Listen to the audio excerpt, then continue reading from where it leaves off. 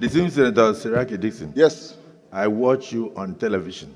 Mr. President, I have And a you point of pointed order out, for which you have recognized me. Listen to me now. Yes. Let's not argue.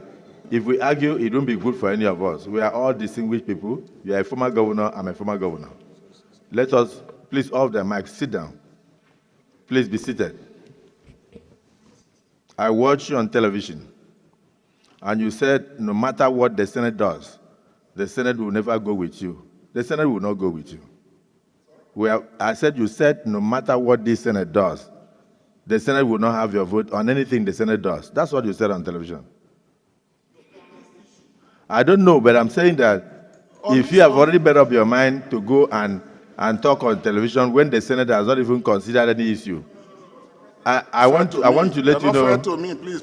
I'm not arguing with you. I'm only saying, please allow me to preside.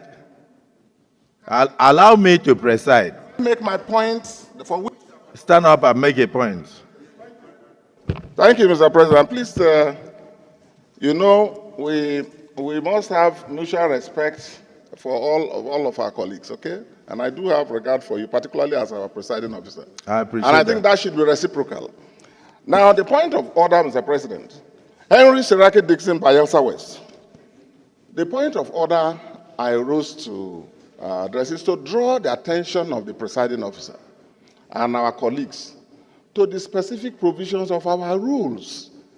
Each one of us is guided by two documents: the Constitution of the Federal Republic, upon which we were sworn, and the rules that govern our proceedings.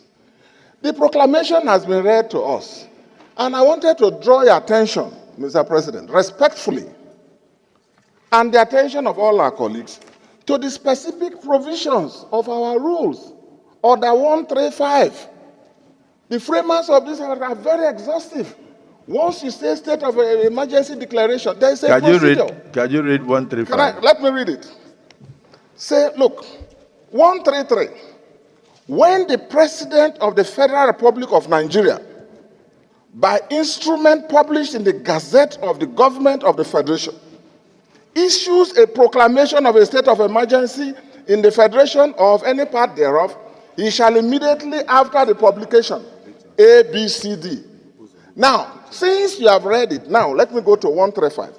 The President shall, in a closed session, brief the Senate on the circumstances of the proclamation of a state of emergency. Your point of order is upheld. Thank you. So let's go to the closed session. Please, he was about to move the motion for a closed session. Thank you, sir. In line with our rules. The rule is embedded in the heart of the Senate leader.